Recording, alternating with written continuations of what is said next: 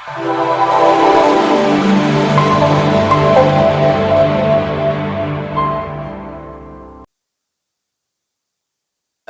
عليكم ورحمة الله تعالى وبركاته.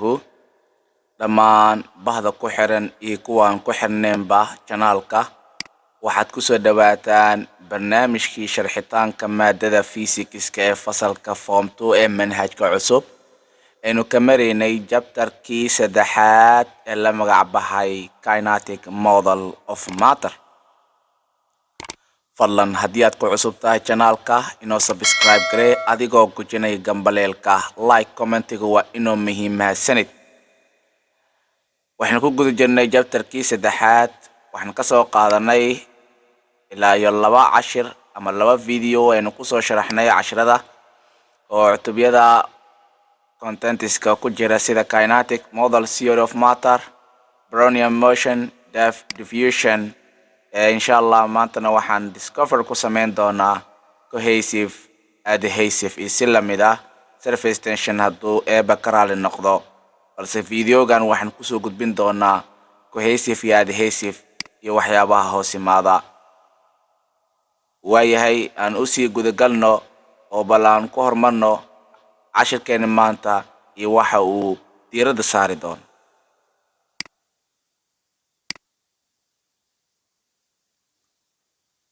waayahay adhesion and cohesion.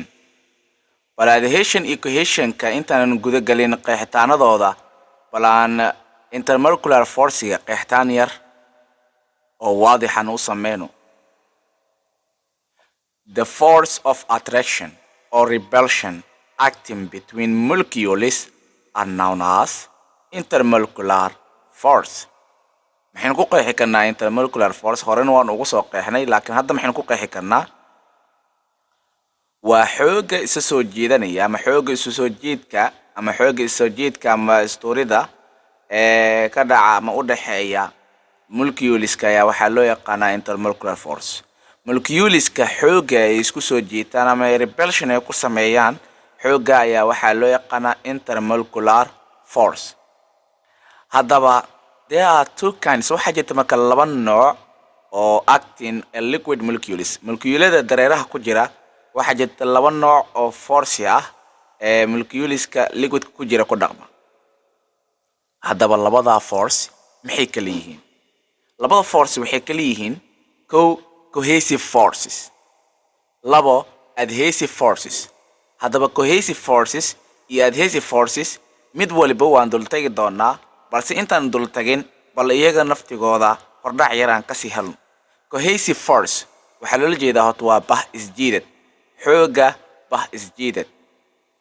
adhesive force waa xooga qalaad isjiidad ayaa loo yaqaanaa. sawirka sida aad ka dheehan karto cohesive force-gu waa xooga moleculeska ee isu soo jiitaan. waa moleculeska tusaale ahaan biyaha oo kale waterka moleculeska ku jira xooga ay isku soo jiitaan ayaa waxaa loo yaqaanaa cohesive force.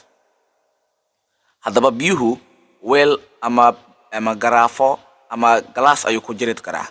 galaaska moleculeskooda iyo waterka moleculeska xooga ay isku soo jiitaan waxaa loo yaqaanaa adhesion ama adhesive force. waxaan dhahnay xooga biyaha moleculeska ku jira ay isu soo jiitaan ayaa waxaa loo yaqaanaa cohesive force. xooga moleculeska biyaha iyo weelka uu ku jiro moleculeskiisa xooga isku soo jiitaan waxaa loo yaqaanaa adhesive force. mid walba aan dul tagno balaan aragno. waayahay cohesive ama cohesion force aan ku hormarno waxaa loola jeedaan dhahnay waa bah isjiidad, xooga bah isjiidad. maxaynu ku qeexi karnaa? cohesive forces they are attractive forces between molecules of the same type. waa xoog isoo jeedanaya iyo isoo jeedana marka u dhaxeeyo isoo jeedkaasi u dhaxeeya moleculeska oo leh same type, midab ama nooc isku mid ah ama jaad isku mid ah. yani marka lagu dhahayo same type wax kale loolama jeedo. masalan biyuhu waa dareeraha weeyaan. biyuhu tusaalaan ka soo qaadano molecules ayaa ku jira. moleculeska biyaha ku jira waa same type. xooga ay isku soo jeedanayaan same type-ka oo moleculeska ku jira dareeraha ayaa waxaa loo jeedaa cohesive force oo ah xooga bah isjiidadka. Tusaale maxaa ka mid ah liquids in an open container dareeraha ku jira yacni weel furan are held waxa haya marka waa cohesive force. Cohesive force ayaa isku haya meela. yacni cohesive force hadda maxaynu ku fahmaynaa marka inuu yahay dareeraha laftigooda moleculeska ku jira xooga isku soo jiitaan ayaa waxaa loo yaqaanaa cohesive force. xooga bahas jiidadka. Water drops dhibaxa biyaha ah sidoo kale are held together si wada jira isku haya waxaa ku haya marka xoog ah cohesive force ayaa attractionka ka dhaxeeya xooga ayaa waxaa loo jeedaa marka cohesive force. Cohesive maxaan dhahnay they are attractive force between molecules of the same type. waa attractive force u dhaxeeya moleculeska leh same type nooc isku mid ah. balan aragna asigana adhesive waxa uu ka dhahayo iyo waxa uu lagu qeexi doono insha Allah. Adhesive force xooga qalaad isjiidad. xooga qalaad isjiidad. Adhesive force xooga qalaad isjiidadku attractive forces between molecules of different types are called adhesive force. midka hore wuxuu ahaa moleculeska xooga isku soo jiitaan oo moleculeska waa same type ka ah laakiin midkan muxuu yahay waa attractive force waa horta waa xoog soo jiidanaya ee u dhaxeeya moleculeska different type ka. moleculeska different type oo noocyadooda kala duwan tahay are called waxa loo yaqaan marka cohesive force. maxaa ka mid ah the liquid drops and dhibaha dareeraha cling to the window panes ee ku dhagan yacni ama ku dhaga miyaaradaha daaqadaha miyaaradaha ah. markaan ka hadlayno adhesive force-ga biyuhu weelka uu ku jiro iyo biyaha moleculeskooda iyo weelka moleculeskooda xooga isku soo jiitaan ayaa waxaa loola jeedaa adhesive force. haddaba cohesive iyo adhesive maxay ku kala duwan yihiin? adhesive-ku waa moleculeska same type ka xooga isku soo jiitaan waa cohesive. adhesive-kuna moleculeska different type xooga isku soo jiitaan ayaa waxaa loola jeedaa marka adhesive force xooga qalaad isjiidad. waya walla meniscus muxuu yahay bileed waxaan dhihi karnaa the meniscus of the curvature is a curvature of the liquid surface within a container such as graduate cylinder. meniscusku waa xoodsanaanta oogada ama dusha biyaha ama oogada biyaha ee ku jirta yacni within inta ay ku jirto a container well such a weelkaas oo ah graduate cylinder. graduate cylinderka waa qalabkaas camal loo yaqaanaa oo yacni waa marka cylinderka waxyaabaha lagu cabiro dareeraha oo hore waxaan ugu soo aragnay chapter 1 oo volume-ka kaga hadlaynay.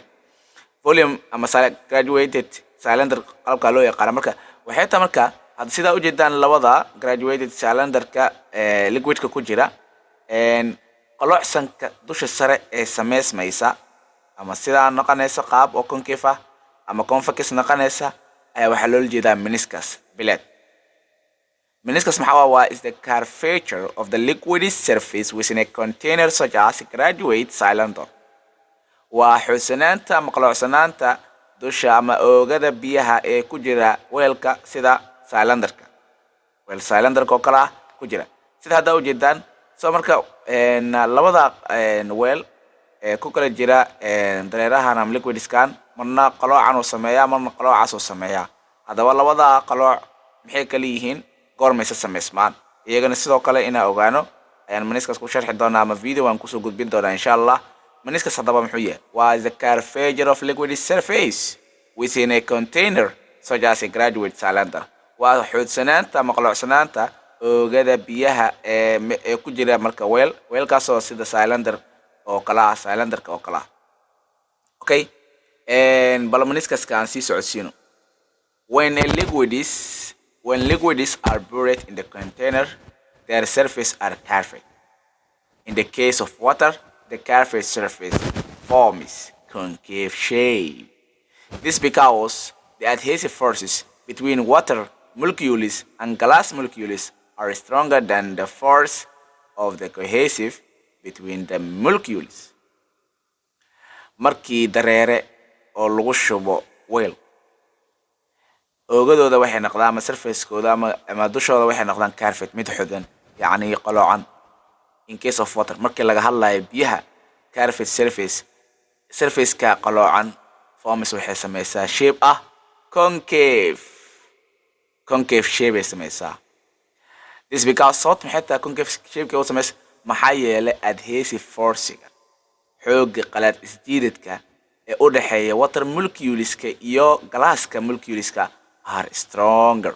Waxay ka badan yihiin ama ka xoog badan yihiin than the force of cohesive between the water molecules. Xoogga bahasjiidadka ee biyaha molecules-kooda ka dhaxeeya ayay ka xoog badan yihiin. Hadhow haddii lagu weydiiyo why waterka markii biyaha oo lagu shubo weelka uu concave shape u noqdaa, haddaba jawaabtaada waxay noqonaysaa maxaa yeelay adhesive force-ga ee u dhaxeeya xoogga qalaad isjiidadka u dhaxeeya biyaha molecules-kooda iyo galaaska molecules ileen qalaad isjiidad waxaan kusoo sharaxnay ee ahaa xoogga u dhaxeeya ama xoogga soo jiidadka u dhaxeeya different types of molecules. haddaba moleculeska galaaska iyo moleculeska biyaha xoogga adhesive-kooda waxa uu stronger than ka xoog badan yahay the force of cohesive between the water molecules. waayahay midda markaan faano oo midda kale maxay tahay for mercury the shape is convex. This because cohesive forces between the mercury molecules is greater than the adhesive force between the molecules and the glass molecules. Mercury marka laga hadlayo shape uu sameysmayo waa convex. qaabka convex-ka uu sameysmaya. This because tani macnaheedu waxay tahay marka cohesive force-ga in ama sababteedu waxay tahay in cohesive force-ga oo ah bahasjiidadka u dhaxeeya mercury molecules-ka inuu ka badan yahay ama uu ka greater badan yahay ama uu ka xoog badan yahay. What about adhesive force-ga ee u dhaxeeya molecules-ka mercury-ga iyo galaaska? waxaan nahnay faham u baahan inta markii ay concave mirror ama concave meniscus ay tahay. haddaba waa sidee waa biyaha maxaa sababay maxaa yeelay adhesive force-ga ee biyaha iyo galaaska ka dhaxeeya ayaa waxa uu ka xoog badan yahay cohesive-ka ka dhaxeeya molecules-ka biyahooda ama biyaha molecules-ka. For convex-ka qaabka markuu u sameysmo ayaa waxaa loola jeedaa convex shape-ka nooca oo kale ah. asigana maxay tahay convex-ka goormuu sameysmaa asigana wuxuu sameysmaa maxaa yeelay sababta uu ku sameysmo maxay tahay maxaa yeelay cohesive force-ga ee u dhaxeeya molecules-ka mercury-ga ayaa waxa uu greater than uu ka badan yahay marka adhesive force-ga ee u dhaxeeya mercury-ga molecules-ka iyo galaaska molecules-kooda. That's why markaan u dhahayn marka shape-yadaasi qaabkaasi ku yimaadeen. concave shape haddii tahay su-aal jawaabteed meeshaas kaga dheehan kartaa. haddii convex ay tahayna sidoo kale jawaabta meesha ka dheehan kartaa. maxay noo xiga? capillary action ama capillarity muxuu yahay? tintaaf aa loo yaqaanaa. tintaafida maxay tahay marka? capillary action tintaafku muxuu yahay ama capillarity is the process by which liquid rises or falls in a tube of a small diameter. It is process by which a liquid rises or falls in tube of a small diameter. tintaafkoodu waa hab ama hanaan ama geed socod by the liquid kaasoo dareeruhu rises oo u kaco or falls ama uu uga dhaco in a tube tubo of small diameter oo dhexroorkeedu yar yahay. waa habka ama nidaamka ama wax loo yaqaan process oo liquidku sare ugu soo kacayo ama hoos ugu dhacayo tube dhexroorkiisu yar yahay. bal qeexitaan kale oo sameeyno capillary action maxaan kaloo dhihi karnaa capillarity. tintaaf describes waxay qeexaysaa iyadu the ability awoodda of liquidku u leedahay to flow against inay kaga noqoto iyadoo qulqulaysa gravity-ga in a narrow oo marays marka meel ciriiri ah sida thin tube ama tubo dhuuban. okay sidaas oo kale maalan waxaa u dhahay marka tubada yar ee thin tube-ka markii la soo dhexgeliyo dareeraha biyaha kor ugu soo baxaya ama hoos ugu deganaya hadda kor u soo baxaya processkaas ayaa waxaa loola jeedaa capillarity. Okay, geedka yar la gelinayana waxay noqonaysaa waa capillary tube loo yaqaana ama capillary tube-ka capillary-ga. Laakiin processka dhacaya ama actionka oo ah in markii la soo geliyo biyaha dhexdiisa oo biyaha sare ugu soo kacayo ayaa waxaa loola jeedaa marka capillarity. Waa processka uu liquidka kor ugu dhacayo ama hoos ugu dhacayo tubada oo dhexroorkeedu yar yahay. Dhexroorkeedu maadaama uu yar yahay oo small diameter ama narrow space uu yahay sida sinto tube-ka hadda meeshan loo isticmaalayo kale, inay against gravity ay ku tahayna waxaa ku fahmi kartaaba. sidoo kale waxaa ogaataa oo ogtahayba gravity sempre shaygu inuu usoo wada downward ama shayga ama gravity sempre waa downward.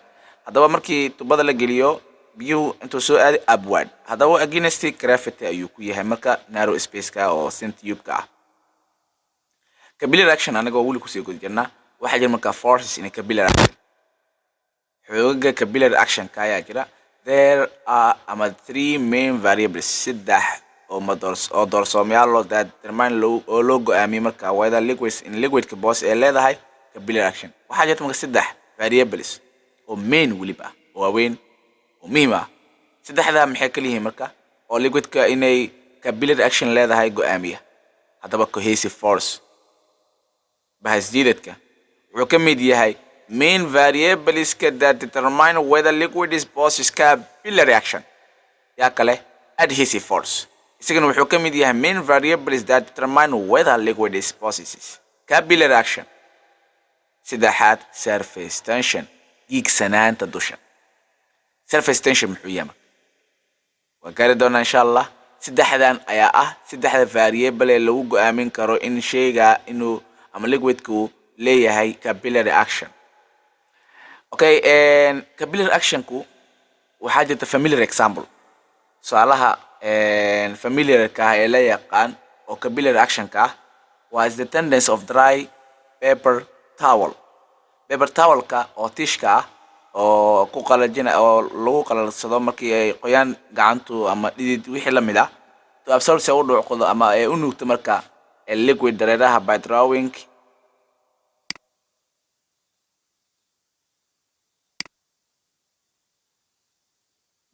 marka iyadoo yacni soo jiidanaysa it into the narrow ama ay soo marinayso marka into the narrow opening between the fibers, meel cariiri ah ee furan ee u dhexeeya fiberska sida hadda u jeedaan tishka oo kale. tusaalaha ugu muhiim hadda oo la yaqaan oo capillary actionka ay soo gali karto tishkana ka mid ah. masalan meelaha ama tishka haddii aad dhihina xitaa waxaan kaloo dhihi karnaa paper towelka suufka oo kale. masalan suufka meel biyaha marka aad dhigto suufka muxuu sameeyaa?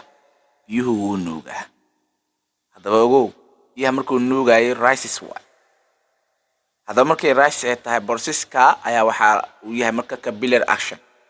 tusaalaha hadda inta badan loo ogaan karo waa suufka markii biyaha dhigto muxuu sameynaya marka biyuhu inuu nuugo oo yacni absorb.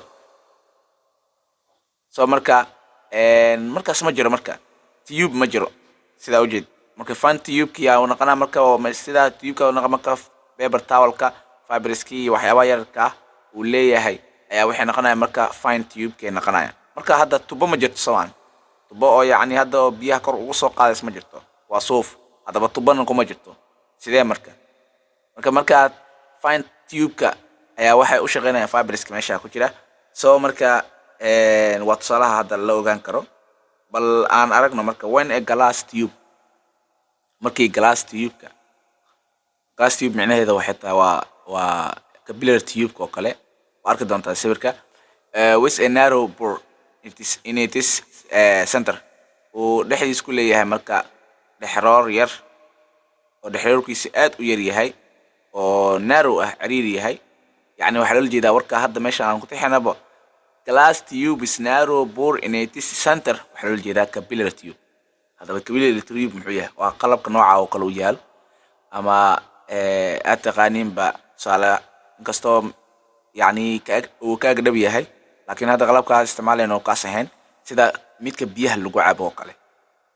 midka biyaha lagu cabo straw oo dhahdaan oo biyaha lagu caba lagu soo jiita sidoo kale midaan hadda waa capillary tube way isdiibad markii la dhex dhigo in liquid laba midkood ay noqon kartaa ama kore u soo bixisaan dhahnay ama hoos u dhacaysa kor markay u soo baxda level crisis markay sare u soo kacayso levelka sare ugu soo kacayso waa markay waa in case of water waa marka biyaha uu yahay oo drops oo hoos ugu dhacayso ama hoos u dhacayso in case of waa gorme mercury markay tahay waxaan isdiibad markii la geliyo in level in liquid markii dareeraha la geliyo shayga capillary tube ka waterku kor u soo aadaya yani laakiin mercury markuu yahay hoos ayuu aadaya cohesive iyo adhesive markaan ka hadlayno mercuryga iyo waterka asigana sidoo kale xaalad kale ka jirtay bal asigana sidoo kale dib inaa ugu fiiriso cashirka dib inaa si fiican ugu fiiriso insha Allah waa ka waterka markuu yahay sare u soo kicina si la mid ah mercury markuu yahayna hoos drops hoos u ridaya okay capillary action ka gormu dhaca marka su'aashiisa weydiinta mudan waa midaan capillary action only occurs capillary action wuxuu kaliya dhacaya when adhesive force are stronger markii adhesive force uu ka badan yahay than the cohesive force taa oo macnaheedu tahay xooga qalad isjiidadka waa inuu ka xoog badiyo marka xooga bahasjiidadka it means yani moleculeska u dhaxeeya weelka iyo biyaha moleculeskooda xooga isku soo jiitaan waa inuu ka xoog badiyaa marka biyaha moleculeskooda xooga isku soo jiitaan markaas oo dhici kara capillary action haddaba application iskiisa in yar aan ka taabano capillary action is applied in many situations ee loo isticmaalaa the spreading ink of a blotting paper مثلا waraaqad ayaad inki ku daadisay ama wax loo yaqaan qada maxay sameeysaa meel ay ku progressay am plot ku sameysay qada maxay sameeysaa marka yani si gaaraysa oo way si fidaysa so the air is space providing fine tube meesha hadaysan tube jirin hawada yani hawada maran ayaa waxay soo saaraysaa marka fine tube ilan tubo kuma jirto Soomaan sida hada u jeedaan marka meel ku podload kayso ama ku tisliso way si gaarayaan sida aweed marka yaa shaqeynaa marka air space ka ayaa wuxuu soo saaraa marka fine tube wayahay kerosene oil ka ama kerosene ka sida u taqaanaan waa meelaha gaaska shidaalka iyo waxyaabahaasi kerosene ka markii sare loogu soo qaaday fiberska qalabka ciidanka oo kala fiberska ayaa wuxuu dhaqmaa iyagana sidoo kale capillary tube amal ay u dhaqmayaan marka hada tuba ma ahan oo capillary tube ki afka duubnaa oo yani xiriirkiisa yaraamaan laakiin qalabka hadda ayaa wuxuu u taagan yahay booski capillary tube oo soo saaray marka fine bore there's a rise of sap from soil in the plants marka dhirta marka oo yani ama rise sare oo ugu soo kacayo dheecaanada ka imaanaya marka ciida oo dhirta ku jira asigana yaa naqana marka fine tube ka yaa naqana tissues nodayaasha of plantiga ayaa waxay naqanayaan marka narrow tube ka iyaga markaas booski capillary tube galaya waa rise of the sap from the soil in the plant tissues ka ayaa oo plant uu leeyahay nodayaasha oo yani dhirta ayaa iyagana waxay u dhaqmayaan qaab narrow tubes okay towel shukumaanka oo kale use it for dry ee loo isticmaalo in loo isku qalajiyo and the air space ka asin sidoo kale air space ka u dhaxeeya in the towel ka provide fine tube kuma jiro laakiin air space ka saa wuxuu u dhaqmaa marka uu soo saaraya marka fine tube okay maxay xiga mid shanaad oo waa ujeedan sida hada towel ka oo kala oo markii loo masaxayo kale wixii la mid ah tube maadaama uusan lahayn air space ka ee towel ka ayaa wuxuu soo saaraya marka fine tube okay capillary action helps us naturally by pumping out near fluid in our eye. This process cleans the eye and clears of all the dust and particles that are around on the depth of the eyes. Capillary action ku wuxuu kaloo naga caawiyaa si dabiici ah iyadoo la soo saarayo marka baabeen iyadoo la soo saarayo oo dibadda loo soo saarayo tear fluid dareeraha ooyinta ah ama ilinta ah in the eye indhaha Processkan ayaa lagu nadiifiyaa marka indhaha laguna nadiifiyaa dhammaan wasaqda ama particleska ku hareeraysan indhaha dushooda. Particles ku hareeraysan indhaha. Okay, ayaa waxa lagu nadiifiyaa marka soo capillary actionka sidoo kale natural ahaan naga caabisaabad midaas.